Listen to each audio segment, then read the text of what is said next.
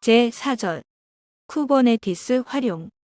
이어서 쿠버네티스의 CLI인 kubectl에 대해 알아보겠습니다.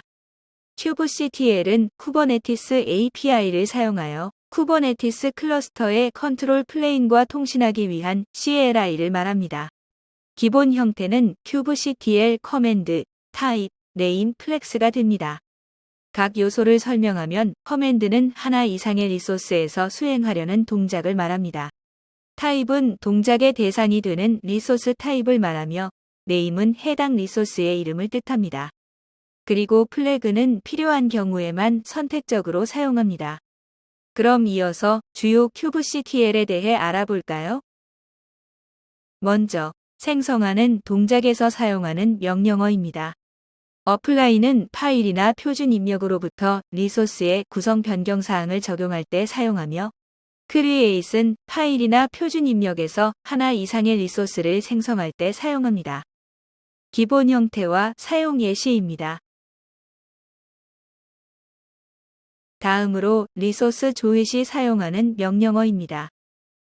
get은 하나 이상의 리소스를 조회하는 명령어이며 describe은 하나 이상의 리소스를 상세하게 조회할 때 사용합니다. 기본 형태와 사용 예시입니다. 마지막으로 리소스의 로그를 조회하는 명령어와 에디터를 통해 수정하는 명령어입니다. 기본 형태와 사용 예시를 참고해 보시기 바랍니다. 더 자세한 명령어에 대한 설명은 교재 하단의 쿠버네티스 공식 문서 페이지에서 참고하실 수 있습니다. 쿠버네티스 리소스는 YAM 또는 JSON으로 작성된 구성 파일과 함께 kubectl 커맨드 라인 툴을 이용하여 관리합니다. 교재의 이미지는 관리 도구별 예시입니다. 지금부터는 대표적으로 디플로이먼트의 예시를 통해 YAM 파일 작성 방법에 대해 설명하겠습니다. 쿠버네티스 리소스 중 디플로이먼트 YAM 파일 예시입니다. 가장 먼저 API 버전을 작성해야 합니다. API 버전은 특정 리소스로 생성하기 위해 사용할 쿠버네티스 API 버전을 명세해야 합니다. 대부분 앱스 v1으로 작성합니다. 두 번째는 kind입니다. kind는 생성할 리소스 타입을 명세합니다.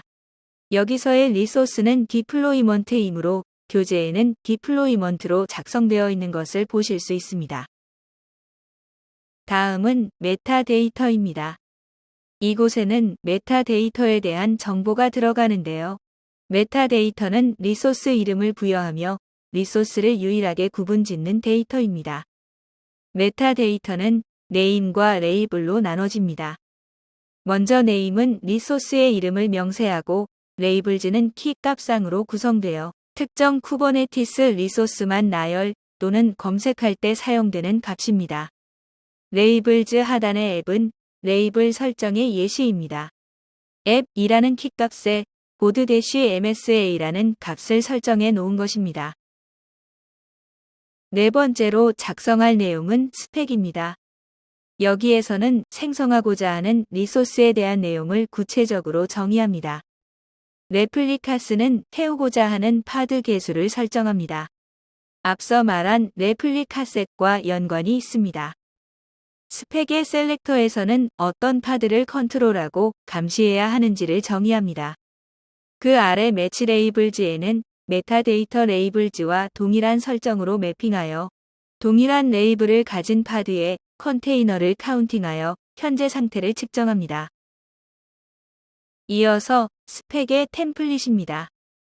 스펙 템플릿은 어떤 파드를 실행할지에 대한 정보를 설정합니다. 이 안에도 메타데이터가 존재하는데요. 상단에서 설정했던 메타데이터의 레이블즈와 동일한 설정으로 매핑하여 동일한 레이블을 가진 파드를 실행하도록 작성합니다. 다음으로 스펙 템플릿 하단에 있는 스펙입니다. 이는 실행시킬 컨테이너에 대한 설정을 작성합니다. 컨테이너 안에는 또다시 이름, 이미지, 포트 번호 등을 설정하도록 적어야 합니다. 이 중 네임은 컨테이너 이름을 지칭합니다. 컨테이너의 이미지는 컨테이너로 배포할 이미지를 지정합니다. 이미지 풀 펄러시는 이미지 다운로드 정책입니다. 특정 정책을 지정할 수도 있으며 always라고 작성하면 이미지 여부에 상관없이 다운로드할 수도 있습니다. 또 포트는 컨테이너 포트 번호를 지정합니다. 스펙의 이미지 풀 시크릿은 이미지 저장소에 접근하기 위한 인증 정보입니다. 지금은 네임 값만 들어가 있습니다. 마지막 노드 셀렉터는 파드를 배포할 특정 노드를 지정하는 것입니다. 다음으로 서비스 리소스 관리를 위한 서비스 얌 파일 작성 예시를 살펴보겠습니다. API 버전이나 메타데이터까지는 앞서 살펴본 디플로이먼트 리소스와 동일하게 작성하시면 됩니다. 서비스는 외부에서 파드에 접근 가능하게 하는 포트를 설정하는 것이 가장 중요합니다. 따라서 스펙의 포트에는 이러한 내용들이 들어갑니다. 스펙의 포트의 노드 포트에는 외부에서 접근 가능한 포트 번호를 설정합니다.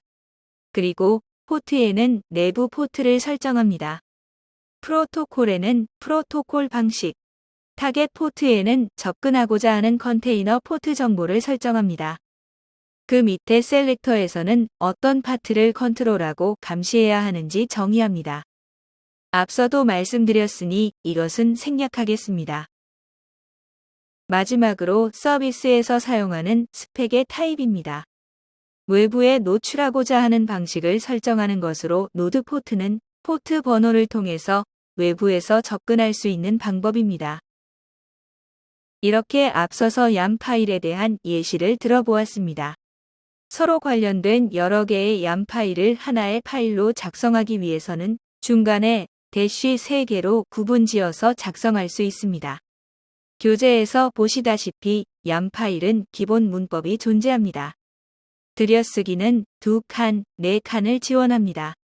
키와 밸류 사이에는 반드시 빈 칸이 필요합니다. 이렇게 꼭 지켜야 하는 문법이 있으며 이러한 문법들은 웹상에 보다 상세하게 설명되어 있으니 찾아보시는 것을 추천드립니다. 이것으로 제4장 컨테이너 오케스트레이션 이해와 1일차 교육을 모두 마칩니다. 다음 2일차 교육에서는 클라우드 네이티브 애플리케이션의 또 다른 핵심 요소들에 대해 알아보겠습니다. 모두 고생하셨습니다.